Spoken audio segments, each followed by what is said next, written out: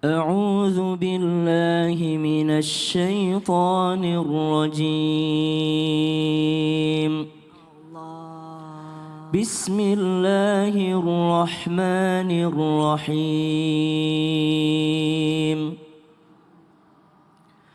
الشيطان يعدكم الفقر ويأمركم بالفحشاء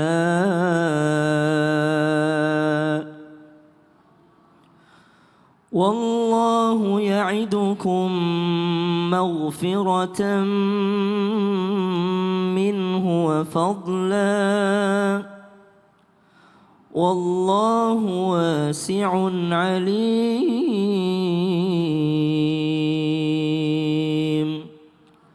صدق الله العظيم.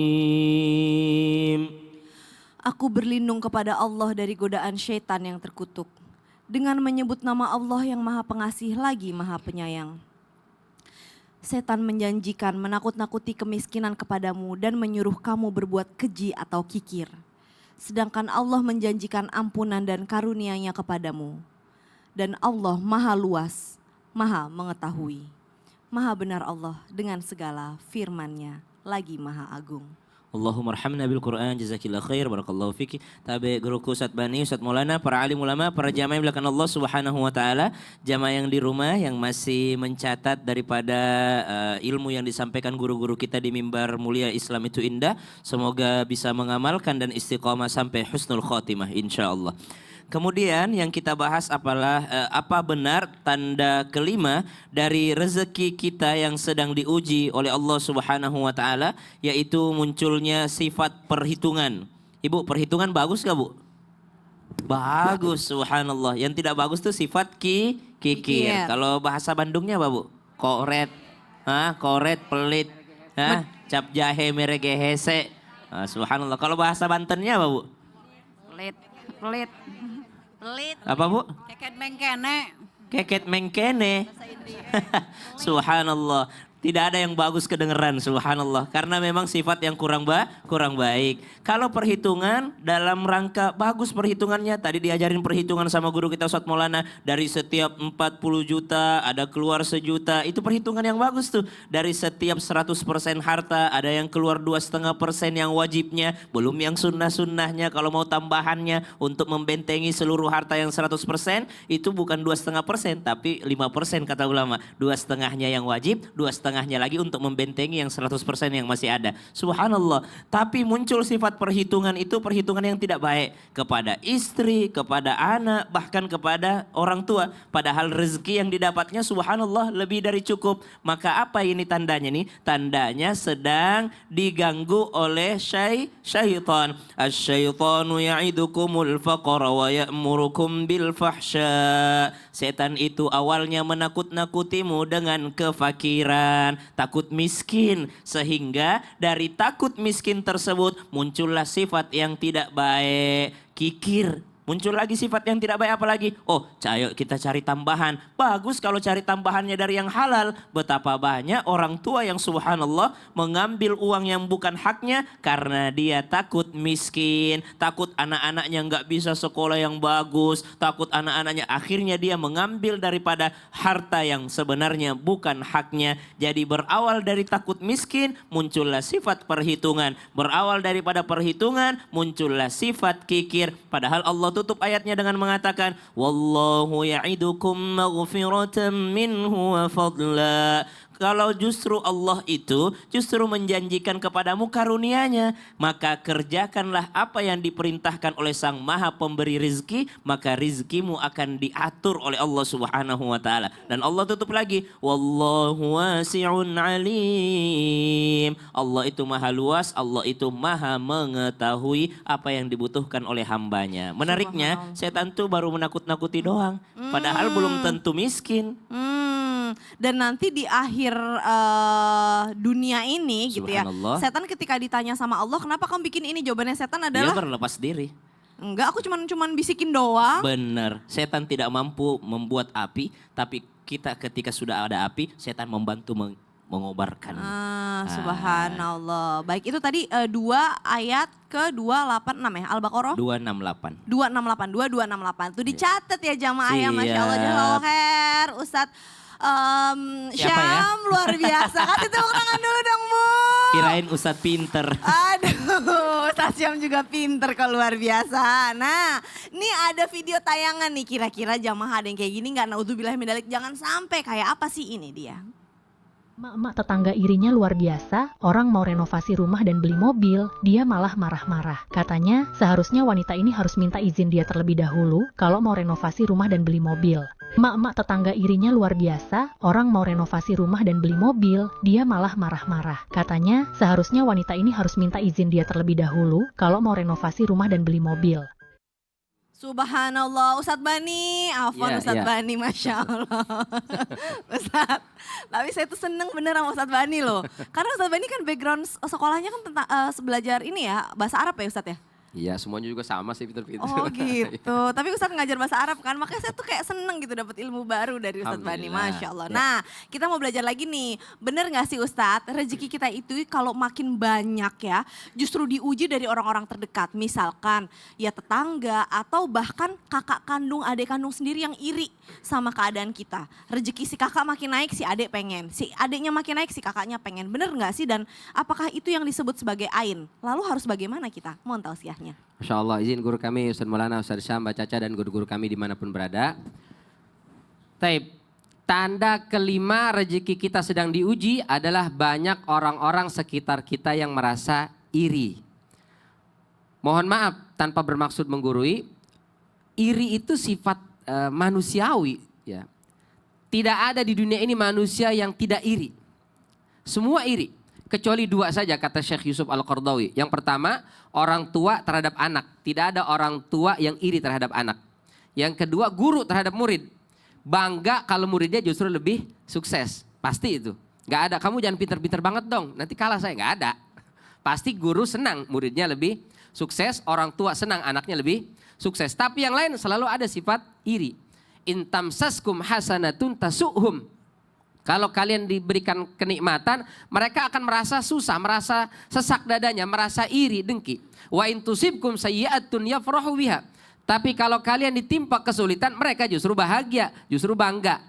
Tapi kata Allah, wa intasbiru wa tattaqu la yadurrukum kaiduhum syai'a. Kalau kalian sabar dan tetap takwa kepada Allah, seberapa buruk pun iri mereka, insya Allah nggak ngefek, nggak ngaruh. Jadi bagaimana caranya menghadapi orang kalau banyak yang iri Ustadz? Pertama tetap sabar. Yang kedua tetap bertakwa kepada Allah Subhanahu wa taala. Yang ketiga tawakal. Wa may yatawakkal 'alallahi fahuwa hasbuh. Barang siapa yang bertawakal kepada Allah, maka Allah akan cukupkan dia dari segala macam. Masya Allah, tawakal.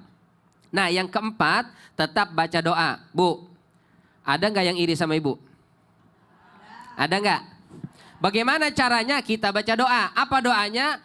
Pertama pagi-pagi itu baca Qul huwallahu ahad. Hafal ya. Yang kedua surat Al-Falaq. Yang ketiga surat An-Nas. Baca 3 surat ini. Karena dalam surat Al-Falaq itu ada min syarri hasidin idza hasad. Dari keburukan orang yang iri, dengki apabila mereka dengki. Allah akan jaga tuh. Nah yang berikutnya bagaimana caranya supaya kita selamat dari orang yang iri. Jangan sering pamer dan ceritakan nikmat yang Allah berikan ke kita kepada mereka. La taqsus ru'yaka ala ikhwatika fayakidu laka kaida, kata Nabi Yakub. Jangan kau ceritakan nikmatmu itu kepada saudara-saudaramu, nanti mereka iri. Jangan keluar rumah langsung, ibu mau kemana? Oh, jam baru. Jam baru. Gitu. Tentang punya mobil, titit. Oh. Mau kemana? Masih naik motor aja. Oh, gitu. Diem-diem Nanti aja. dilempar sama dia. Subhanallah. Alhamdulillah Makanya kalau dzalik. orang kaya lama itu anteng. Anteng. Diam, udah biasa, Biasa. ya kan? Yang berisik tuh OKB biasanya ya Ustadz, subhanallah. Saya nggak ngomong gitu. Ay, saya yang ngomong kan, bukan Ustadz. Ustadz, saya mau Ya. nanya bedanya tawakal sama takwa itu apa sih Ustadz? Tawakal itu kita ikhtiar yang maksimal, hasilnya serahkan kepada Allah Subhanahu Itu wa taala. tawakal. Tawakal. Ha-ha. Sementara takwa, Ha? kita nggak ada urusannya dunia, yang penting kita adalah takwa menjalankan semua perintah Allah Subhanahu wa taala. Ke Mau atas. dapat duit, mau nggak dapat duit, pokoknya kita kerja. Oh. Takwa. Masya Allah, tabarakallah. Kasih tepuk tangan dulu dong. Luar biasa. Udah daripada saya yang nanya, mendingan jamaah aja yang nanya. Siapa yang mau nanya? Karena sekarang kita masuk ke segmen Tanya Dong Ustaz. Kami semua tanya dong Ustaz. Angkat tangannya Bu, siapa yang mau nanya? Semangat. Waduh, yang mana ya? Oke nih yang paling tadi itu deh yang tadi jawab Ustadz Syam ya tadi ya. Tadi ngomong apa? Ih turun Ibu Atullah. Tadi ngomong apa Bu? Tadi kalau apa orang yang kikir apa pakai Keket mengkene. itu kalau kikir ya artinya itu bahasa apa itu saya nggak tahu itu Bu, ya Allah. Ibu sekarang siapa namanya, dari mana? Ibu di sini silakan Ibu. Bismillahirrahmanirrahim. Assalamualaikum warahmatullahi wabarakatuh. Waalaikumsalam warahmatullahi wabarakatuh. Saya Ibu Hikmah dari Majelis Taklim Anur Bugenpil Bandung. Masya Allah, Ibu Hikmah. Mau nanya Mau sama siapa? bertanya kepada Ustadz Al-Mukaromah, Ustadz Maulana. Masya Allah Ustadz Maulana. Ibu jangan mundur-mundur, aku lah Boleh dong sini. menanya ya. Silahkan. Gini Nggak Pak usah pakai Ustadz, ma'al mukarramah. kan mumpung ketemu, langsung ketemu. Oh kalau ke cowok apa? Al-Mukarrom ya. Al mukarram. Al-Mukarram ke cowok. Ya, Artinya apa sih Ustadz Al-Mukarram? Ya, yang dimuliakan. Oh, Masya Allah. Tapi ini yang Mah, dimuliakan pakai mah. perempuan, aku kan laki-laki. Oh iya, Al-Mukarram Ibu. Ya silahkan Ibu. Al mukarram. Aduh. Ulangi lagi ya. Saya mau bertanya kepada Al-Mukarrom Ustadz Maulana. Ya Allah diulang, Masya Allah. Begini Pak Ustadz, saya itu di hati itu suka gini Pak Ustadz, kan suka berbagi, sedekah itu hati saya tuh kok mengkeret ya sayang gitu. Padahal uangnya tuh ada gitu. Oh, gitu. Ada. Nah sekarang kenapa kita sayang itu karena cari duit kan susah gitu. Nah sekarang saya bertanyanya minta solusinya dari Pak Ustadz, gimana jawabannya. Oke. Dikasih tahu ke saya gitu ya buat Oke. semua ibu-ibu Iya, juga. baiklah. Sukron kasiron, Iya. terima kasih. Assalamualaikum warahmatullahi wabarakatuh. Waalaikumsalam warahmatullahi wabarakatuh. Ibu Hikmah bagus banget pertanyaannya. Silakan kembali ke tempat duduk Ibu sayang. Silakan Ustadz Maulana. Masya Allah, saya tadi fokusnya sama cincinnya. Iya, banyak banget dan mengkilat lagi. Banyak. Jamaah, Yeay. terima kasih banyak tim Islam itu Indah yang mengangkat tema ini. Ujian pada rezeki yang kita dapatkan itu betul-betul luar biasa. Banyak ujiannya. Dan izin sama Ustaz Bani dan Ustaz Sam, mohon maaf tanpa menggurui, hanya mengingatkan. Pertanyaannya Ibu bagus. Kenapa yang ada kadang perasaan berat banget buat berbagi padahal uangnya ada? Rasanya sayang sekali duitnya dikasih karena kita setengah mati carinya. Ada 5 penyebab orang pelit. Kenapa orang pelit? Ada 5 penyebab. 1, orang pelit karena terlalu cinta hubbud dunia. Terlalu cinta terhadap dunia. Itu menyebabkan orang pelit. Yang kedua, penyebab orang pelit, mohon maaf tanpa menggurui hanya mengingatkan, karena godaan setan. Setan itu menginformasikan, menakut-nakutkan atas kemiskinan. Ih nanti kau miskin, nanti habis uangmu itu. Tuh. Hati-hati. Yang ketiga, mohon maaf, kenapa banyak orang pelit? Karena iman yang kurang. Agama udah ngajarin berbagi. Dan tidak terlalu banyak, 2,5%. Taruhlah 30, 30, 30, 10. 30 bulanan, 30 harian, 30 tabung. 10-nya itu dibagi. 2,5% zakat, 2,5% infak, dan 5% sedekah. Masih ingat gak Bu? Penyebab orang pelit. Apa Ustadz? 1 yang pertama, cinta dunia. 2, godaan setan. 3, turunnya iman. Iman yang lemah. Makanya di Ramadan ini nanti tinggal ya 30 Kurang dari 40 hari. 33 hari lagi Ramadan. Yang keempat, diajarin untuk bersedekah, berbagi. Yang maaf, sifat manusia. Oh, emang udah dari Itu sananya kita emang udah manusiawi. Oh. Pernah lihat anak kecil? nggak boleh itu punyaku. Iya punyaku. Makanya orang tua ngajarin untuk berbagi. Karena sifat itu sifat dasar manusia. Yang terakhir, penyebab orang pelit karena lupa akan akhirat. Oh. Segala sesuatu akan diisap. Dia Akan pikir ditanggungjawabkan. dia pikir dia hidup terus gitu. Tapi emang ada sih Ustadz emang orang-orang yang emang kayak ngomonginnya tuh dunia terus. Akhirat tuh kayaknya udah lewat aja gitu. Ya, makanya jadikan harta kita jembatan untuk menuju ke akhirat. Baik, jazakallah khair. Terima kasih banyak Ustadz Maulana, luar biasa. Nggak ada pertanyaan? Enggak ada pertanyaan. Nanti saya nanya lagi sama Ustadz Maulana ya. Soalnya sekarang saya mau ngasih kesempatan lagi nih Ustadz Maulana buat jamaah untuk bertanya. Siapa lagi yang mau bertanya? Silakan angkat tangannya Bu. Siapa coba tadi yang udah kerudungnya warna ungu, sekarang yang warna hijau deh, boleh deh Ibu silahkan ke depan. Ibu tadi Ustadz Maulana nanya sama saya, mau nanya lagi nggak? Saya kasih kesempatan buat Ibu. Ibu mau nanya sama siapa? Ibu siapa Ibu namanya? bertamasya ya jalan Jalan Assalamualaikum warahmatullahi wabarakatuh. Waalaikumsalam warahmatullahi wabarakatuh. Nama saya Ibu Jubaida dari Majelis Taklim Al-Sifa pada Rincang, Serang, Banten. Tepuk tangan Bu. Wah ini saudara-saudara dari Banten nih. Dadah dulu dong Bu. Mau nanya sama siapa Ibu? Mau nanya sama Ustadz Sam. Oh Ustadz Syam silahkan. Mangga Ibu, silahkan. Assalamualaikum Pak Ustadz. Waalaikumsalam warahmah. Saya mau bertanya mengenai ibadah, doa. Iya. Kadang kita berdoa, selalu berdoa mengharapkan doa dikabulkan ya Pak Ustadz. Betul. Tapi yang datang selalu ujian. Ya. Itu solusinya gimana Pak Ustadz supaya kita istiqomah untuk berdoa terus? Dia berdoa minta rezeki, yang datang malah utang. Ujian. Ujian. Dia datang malah ujian kepadanya. Siap. Kok bisa begitu gitu ya? Iya, kok bisa Baik. begitu solusinya supaya berdoa terus gitu gimana Pak Ustadz? Gimana? Ya, Baik. menurut Ibu siapa manusia yang paling dikabulkan doanya? Iya, Siapa kira-kira orang yang paling dikabulkan doanya di muka bumi ini? Siapa kira-kira? Nabi Muhammad Sallallahu alaihi wasallam. Siap. Salim, Terima baik, kasih jazakallah jawabannya. khair. Waalaikumsalam. Wassalamualaikum warahmatullahi wabarakatuh. Waalaikumsalam Waalaikumsalam warahmatullahi. Ibu silakan wabarakatuh. kembali ke tempat duduk. Silakan Terima Ustadz kasih Syam. Bu. Tapi guru Ustadz Maulana, Ustadz Bani, Kak Caca, para alim ulama, para jamaah yang Allah Subhanahu wa taala. Maka tadi saya tanya sama Ibu, menurut Ibu siapa kira-kira manusia yang paling banyak berdoa dan yang paling bersih hatinya ketika berdoa dan yang paling dikabulkan doanya? Jawabannya Nabi Muhammad sallallahu alaihi wasallam.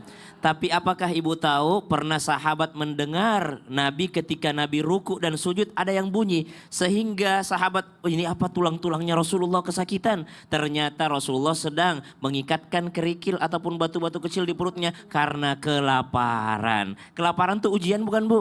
Ujian. Apakah Nabi nggak pernah minta rizki sama Allah? Wih, ada zikirnya paginya Nabi itu. Allahumma inni as'aluka ilman nafi'a wa rizqan tayyiba wa amalan mutaqabbala. Ada juga Allahumma inni as'aluka al-huda wat-tuqa wal afafa wal ghina. Nabi minta kok. Nabi berdoa kepada Allah Subhanahu wa taala. Lalu Allah, apakah Allah tidak sayang sama Nabi? Justru kekasihnya Allah. Nabi SAW itu kekasihnya Allah, orang yang paling dicintai oleh Allah Subhanahu wa taala. Tapi tetap diuji juga. Maka apa yang harus kita sadari ketika kita minta rizki sama Allah tapi justru yang datang adalah ujian? Maka yang pertama kita harus sadar bahwa memang la haula wala quwata illa billah. Urusan doa urusan kita, tapi urusan hasil doa itu adalah urusannya Allah Subhanahu wa taala. Yang kedua, ada beberapa orang yang diuji sama Allah ketika dia minta rizki malah diuji sama Allah, tapi justru setelah ujian itu datanglah kemudahan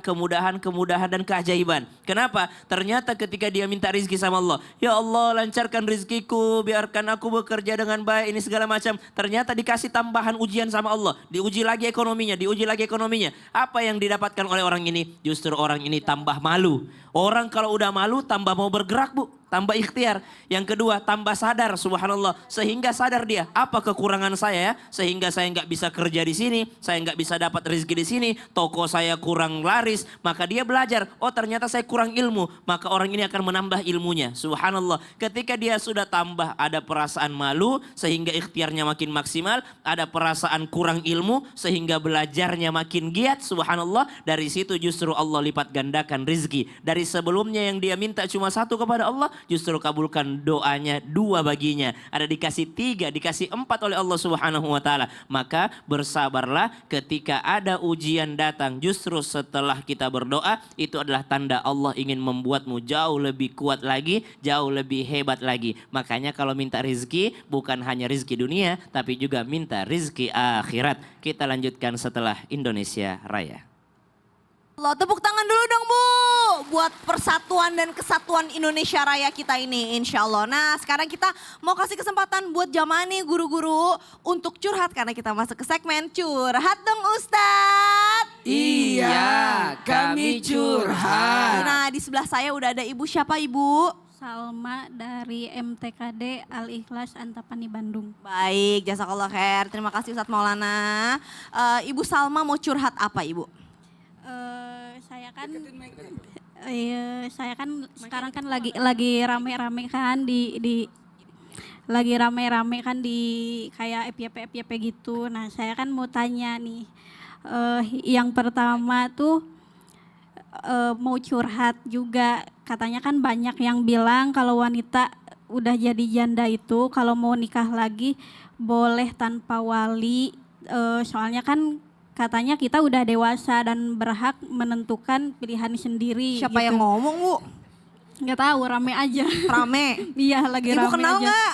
Nggak juga. Oh oke. Terus habis yang itu? kedua, gimana dengan wanita yang udah terlanjur nikah, pas nikah baru tahu tuh cowoknya udah punya istri. Mungkin pas nanya itu nggak lihat KTP-nya dulu Bu.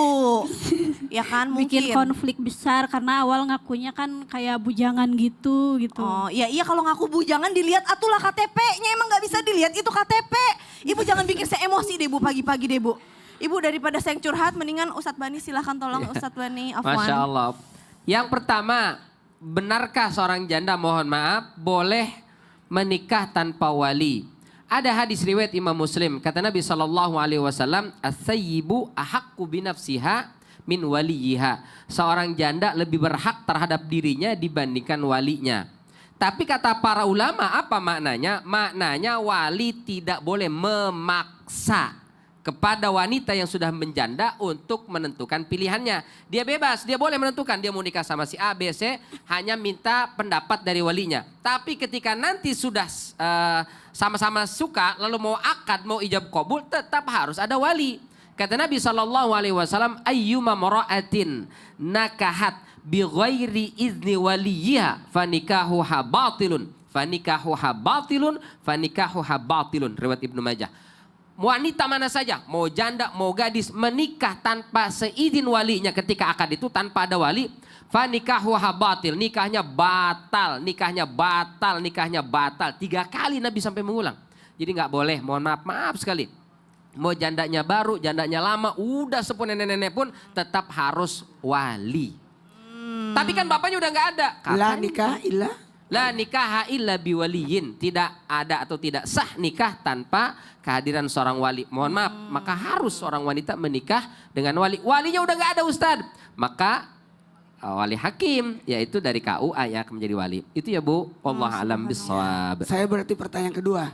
Saya pinjam cincinnya ibu dulu yang tadi yang banyak cincin. Oh Ibu siapa? Ibu siapa? Ibu namanya Ibu siapa? Ya. Ibu Hikmah. Ibu Hikmah. Masya Allah. Ibu Untuk mengenali, Rian, coba lihat. berlian ya. Susah banget ya cincinnya. Serak jadi montok. Itu susah banget. susah Ya, banget gini aja. untuk jadi ini Dah. nih Ustadz Aku Afwan. udah dulu Iya. Makasih. Dengerin. Gimana mengetahui orang sudah nikah atau tidak? Lihat dari cincinnya. Oh pakai Kalau cincin. cincinnya di jari manis, Hah? berarti sudah punya Udah suami. nikah. Coba Ustadz Udah Syam, nikah. coba Ustadz Syam. Coba ada cincinnya nggak? Ustadz Syam udah ada cincin. udah nikah. Ustadz Bani. Enggak, kita enggak pakai ya. Oh nggak pakai apa. kita Oh, ya. nggak. Nah, ini satu. Kalau cincinnya jatuhnya ke kelingking, Ya. itu orang bebas, enggak punya pasangan. Oh, Kalau ke manis berarti sudah punya pasangan. dah. Kalau ke tengah berarti janda. Oh iya emang benar. Janda duda. Kemudian kalau di sini di jari telunjuk berarti orang sudah lamaran. Oh Udah gitu. ada lagi ikatan. Oh gitu. Penempatan cincin itu ada maksudnya. Jadi kita lihat aja, oh cincinnya, oh janda dia. Di tengah cincinnya. Kalau di sini berarti sudah ada ikatan. baru Kalau dilamar. dipegang tanpa dimasukin tandanya penjual cincin. Penjual cincin. Oh, Masya Allah. Jadi dilihat aja posisinya. Pinter Ustadz Bani, pinter. Kasih tepuk tangan buat Ustadz Bani dong. Pinter nih Ustadz Bani nih. Padahal saya yang jelasin letak cincin, dia yang pinter ya. Maaf ya Ustadz Maulana. Bercanda. Jadi itu dulu. Kemudian gimana kalau sudah terlanjur? Makanya agama menganjurkan untuk apa? Kita harus ta'aruf dulu. Itulah pentingnya ta'aruf. Dengan 4 kali ujian. Ujian pertama, lihat fisiknya. Senang nggak? Jangan sampai kau tidak senang. Kemudian lihat kemampuannya. Jangan sampai kau nyesel. Kemudian lihat keluarganya. Itu semua dilihat. Apakah dia masih bujang atau tidak. Dan yang keempat, nah, barulah lihat nilai agamanya. Itu. Tapi Ustadz, maaf, ini kan itu kalau versi janda. Kalau yang laki-lakinya yang misalkan yang udah punya pasangan, punya istri, Kalau nah maaf nggak ya punya Bu, bujangan. kalau wanita sudah punya suami dinikahi itu haram. Karena tidak boleh wanita berpoliandri. Iya nggak boleh. Tapi kalau laki-laki aman. Aman Ngapain gimana tepuk sih? tangan? Aman Kak Caca, gimana? kasih pinter dong. Gimana? Pinter. Nggak mau, kok nggak mau? Nggak Kok mau lah. Jangan ya, jangan. Nggak mau. Karena gini, makanya laki-laki yang mau melamar wanita, tanya dulu siapa dia. Periksa dia. Jangan sampai dia punya pos 1, pos 2, pos 3. Tuh yang Ustadz saya bingung nih. Yang meriksa nih perempuannya meriksa laki-lakinya apa laki-lakinya periksa perempuannya? Semuanya harus saling memeriksa. Oh. Ya harus, jangan sampai nanti penyesalan. Oh gitu. Iya, saya itu duda. Duda apa? Coba lihat. Oh, lihat akte cerainya udah beneran ada apa Iya. enggak? Kita Gitu. di negara hukum, aman. Oh. Selain lihat cincin posisinya, Ya. lihat juga surat nikahnya. Iya betul, luar biasa. Terus kalau misalkan kayak Ustadz Bani kan nggak pakai cincin gitu, terus Aku juga gimana? nggak pakai cincin. Ya kalau Ustadz kan emang udah nggak ada. Lah kalau misalkan Ustadz Bani gitu gimana? Itu gimana? Gimana gitu? Kita bisa ngeceknya gimana sih? Gitu? Jadi mohon maaf, cincin itu maaf budaya barat. Oh, nggak harus sebenarnya. Tapi ya bisa nanya KTP gitu kan. Kan KTP ada. Tanyain. Baiklah kalau begitu udah masih pengen ngebahas nih. Tapi waktu kita udah habis nih ya. Habis ini kita masih akan ngebahas sesuatu yang lebih seru lagi. Insya Allah udah kejawab ya Iya, Ibu. sudah, Udah Ibu jangan alhamdulillah. emosi ya. Jangan kayak netizen yang lain juga emosi. Aduh bikin saya emosi juga nih jadinya. Jadi buat kita Abis ini, silakan sunnah pakai cincin. baik, habis ini kita masih akan belajar dengan tema kita. Ini tanda-tanda rezeki kita lagi diuji. Tetap di Islam itu indah. Jamaah. Yeay. Oh